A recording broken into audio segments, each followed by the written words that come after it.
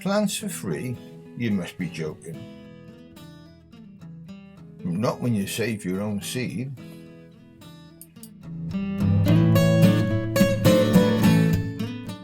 Join me for the next couple of minutes to find out more.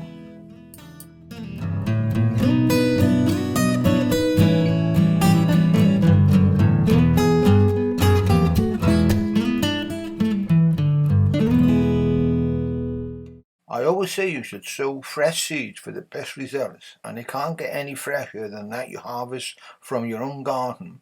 It's midsummer and it's time to look around the garden to see what's on offer.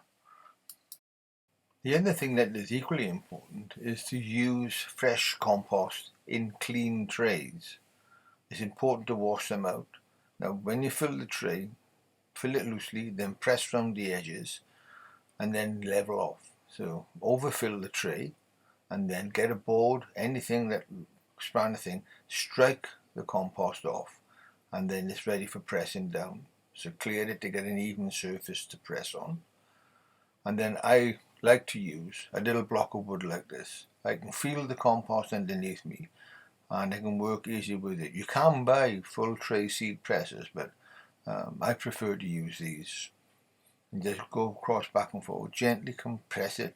It can go down about 6mm, quarter of an inch. But what you want is a flat, even surface.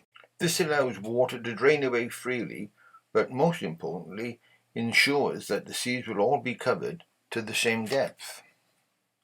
That provides the seeds with the best conditions for successful and even germination. In other words, the best start. The preparation of the tray is now complete and it's just ready for watering, but we'll move on now and take a look at filling pots, which requires a slightly different technique, but the aim is just the same, to create.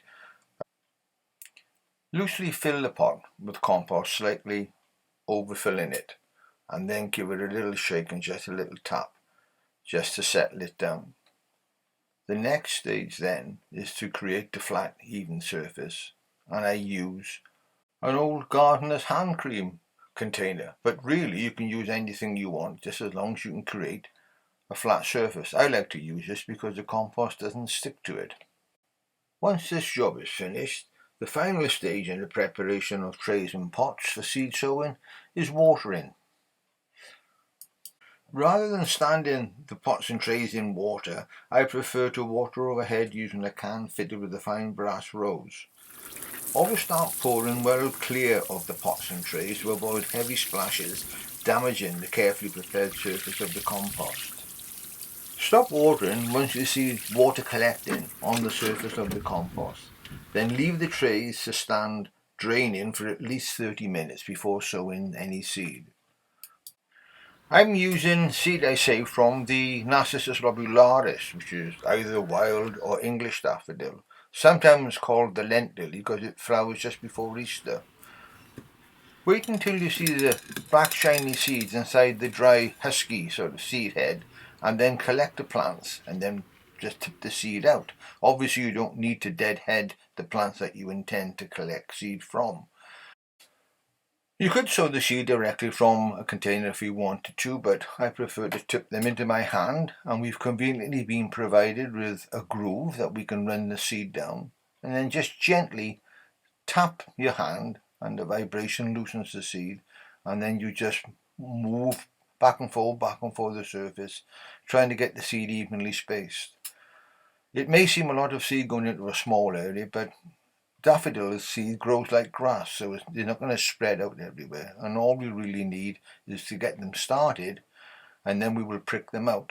The other thing you have to be is very, very patient, because the seed may not germinate until next spring. So what happens with these now is once they've been exposed to a little bit of winter wet and cold, freezing, hot and dry, then that'll break any dormancy that may be in the seed down in the new year. Hopefully we'll get young plants. You're looking to allow at least 3 to 5 years before you would get a flowering daffodil. Once you've sown all the seed, the next stage is to get your trusty presser out and just gently press the seed into the surface of the compost. Not any harder, you just want to make sure that the moisture in the compost gets into the seed to start breaking down. And the final thing is just to cover it with a light grit layer, roughly about 3 millimeters deep at most. Later on in the winter time, I will put a layer of coarser gravel on top of these just to help them get through the worst of the winter rains. You may need to put a cover over the top of them then to prevent the seed getting drowned. And then when you finish that, then just gently final press in, and that's it. And now the seed is ready for setting aside. The one thing you have to do is remember to put a label in there, because don't do in the middle of the winter wonder what you've sown in that pot. It's also important to put the date on as well, and just one last final look at what we can expect in 5 years' time. We now turn our attention to hellebores, and this is Helleborus niger, which is otherwise known as the Christmas rose, because it flowers in the depths of winter and will carry on right up until the springtime. And here, just as the same as with the daffodil, you can see the dried up seed capsules and the seeds inside ready to tip out. Looking at the remains of a hellebore flower, and most of it now is dried, as you can see, and it's easier to take the capsules off and then squeeze the seed out of them later on. So let's just pick them off, put them to one side, and then you can just open them up and tip them into the tray. What you are left with, you throw away. But I did give a tip saying if you pinched off the seed pods in the spring, you were left with something that resembles a dried flower that lasts until the summertime. Anyway, back to the job in hand. We now have our collection of seed capsules. We can see the seed inside them. And the next job is just to squeeze them out, just as we did with the daffodils, and get them ready for sowing. Some of the capsules will contain more seeds than others, but as I say, you always end up with more than you started with, don't you? Just be very careful, and some of them cling on, and you just have to sort of persuade them that they want to come out. And there are the others that you use that will literally be jumping out of the pod into the tray. Once we've collected all our seed, the next stage obviously is to get it ready for sowing. And this time we will be using a tray. Here you can see a standard half tray, which is just big enough to hold all of the seeds that we want. Same as before, dip them into your hand and then use the little groove that you have in the palm to guide the seed in.